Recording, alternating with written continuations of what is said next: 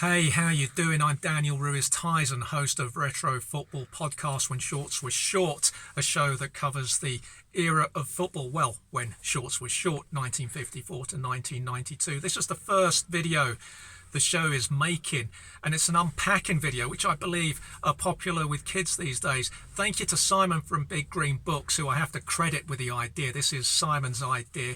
He sent me a pack of Panini 88 stickers, which I've still not opened. I'm going to open them now. I have no idea what is inside that pack of 88 Paninis.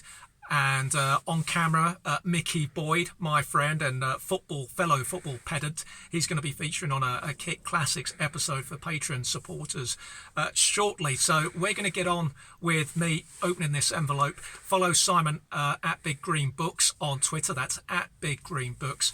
And Mickey and I are now going to see how much we remember about these players. So let's get unpacking. What are you expecting me to find in here, Mick? Any players from the 88 era? Obviously, there's only 5 in there, and I think there were more than 5 footballers in that year. Yeah, Ray Hatton, I reckon. Look at that. Yeah, beautiful. That's stunning. Were you a Panini collector? Actually, there's 2 packets. Get in. 2 packets. Lovely. Thank you, Simon.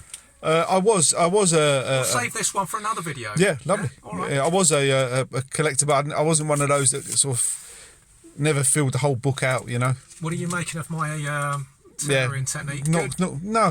Bit rough, Dan. Bit rough. Oh, come on. I saw it already. Yeah, that's incredible. Ooh, Tony Adams. Beautiful. Look at that. Stunning. 88. So Tony Adams had been around for a couple of seasons, hadn't he? George Graham had come in. He'd lost Martin Keown.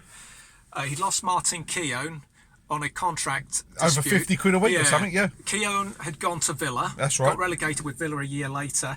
Tony Adams, I remember George Graham saying Tony Adams had saved him $1 million in the transfer market. Yep. Martin Keown had displaced Tommy Caton in the Arsenal. That's right. Yeah, poor old Tommy Caton, yeah. So we should reveal at this point that you are an Arsenal fan, so this is a special one. Oh, yeah, I'm over the moon with that. What are your recollections of Tony Adams? Well, I remember being at the game, unfortunately, when he got the ball caught under his feet, and I think it was Strachan nicked it off him and squared it to Whiteside, and he scored the winner in the 2-1 game in '85, I think. But that so this aside, is before he established yeah, himself. I've been a bit, but it's that my first real memory of him is that. It's been very negative, but that aside, what a player, what a fantastic player, and he was, you know, I tried to copy him when I played football. To be honest, that's all action, lack of skill. Off the field exploits as well, I think it's fair to say. Yeah, but we'll save that for a different kind of show. Yeah, definitely. But yeah, I loved him, to be honest. I did. I really liked him. We'll stick Tony Adams on there. I admired him as a footballer, but not as an outside person, to be honest. Go on. We've got a couple of Scottish ones here. That's right. We're not really covering the Scottish game. Yeah, but still, let's have a little look. Rangers. Oh dear. This is the Souness era. Yeah, Can you make that? Can you bring that over there a bit, Dan? Yeah. 88 Rangers. Celtic had won the double that year, so that was a setback for Souness in his second season. That's a shame, isn't it? But we should reveal at this point that you do have a soft spot for Celtic. Yeah, Celtic and Hibs. We won't go into that anyway. I think people can join the dots up. But yeah, that's again. To be fair to Souness, he really turned them round, and he did a lot of good up there as well. This was the period when suddenly every football writer in England would constantly reference that Rangers were the biggest club in Britain. We'd never heard it before '86, and also they would constantly be referred to during that period as Glasgow Rangers. Yeah. But you don't hear that with Celtic. No, I think that's a historical thing, to be honest, Dan. I think it's quite a complex issue. I don't want to go there. I'm sure you don't. I don't remember these 2 guys. Let's have a quick look. Who we got there? No, I'm sorry. Tommy Wilson, David Winnie, St Mirren. Again, as I say, we're not covering the Scottish game. Yeah. What I can say about this, Mick, what strikes you about that shirt? We know enough to know that St Mirren were always black and white stripes. This is that period in the 80s when kits are going a bit strange and clubs are straying from their traditional colours. That's a strange old setup on the shoulders, isn't it? Yeah. It really is. I'd like to see the full kit to see where it panned out. It's got the red and and old David Winnie's not a good-looking guy, is he? Bless him. Hopefully improved with age. Another one for you, but I don't remember this player at this particular club. This is a testing one. Oh, Brian Talbot. Now, He left Arsenal in '84. You guys had signed Steve Williams in the spring of '84. Yeah. Steve Williams was a brilliant player. Great player. But Brian Talbot was known as an athletic type of player. He kept Steve Williams out for a bit, but then was moved on to Watford. Do you remember that? I remember that a little bit. Actually, Yeah. okay. This is now Brian Talbot at Stoke. So he obviously went to Stoke.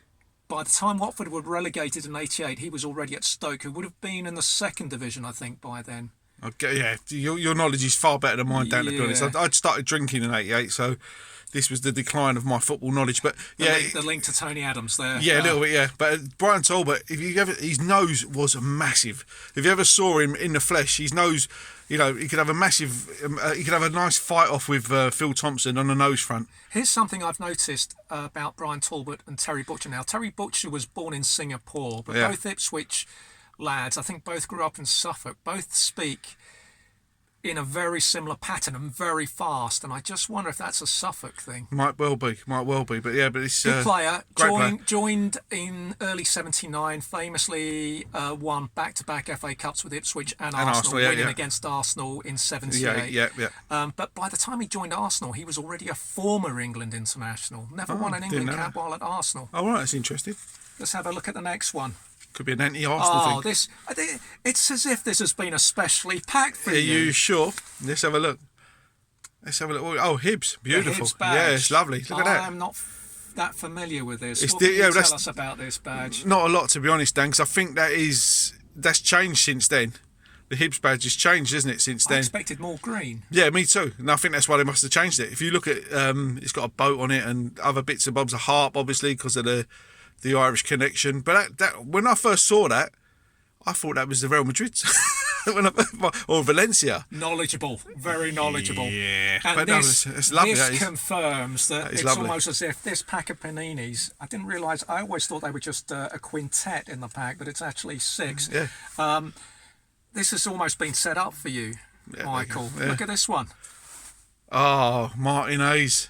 Beautiful. I have to say, great winger. I don't remember what he became after leaving Arsenal, but I thought of all the youngsters coming through in that mid-80s Arsenal side, he was not very good. I know he scored in 86, 87, he scored a load of goals, but I just did not think he was good enough. No, I rated him. I liked him, to be honest. I thought he was a good player. Displaced Graham Ricks that year, didn't he? Yeah, but obviously not in Ricks' class. But he didn't kick on. I agree with that. But he was a good player. But he was out of the team by 87, yeah, 88. Yeah, he was, yeah. So I just found him very ordinary. And I think, didn't he go to Celtic in 91? He did. I don't know the year, obviously, again, because the drinking had happened for me. But yeah, he went to Celtic. And I liked him. I always thought he was a decent player, above average, in my opinion.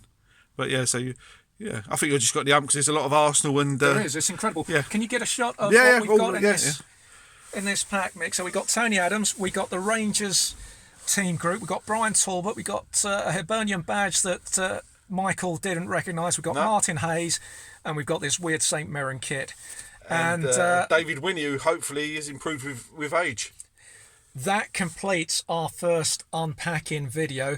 Do please follow the show on @ShortsWereShort on Twitter and Instagram. Thank you again to Simon at Big Green Books. Thank you to Michael for his help with this. You can follow him at Boydie71. That's right. And he's going to be featuring on a classic kit soon for Patreon supporters. Thank you for your time.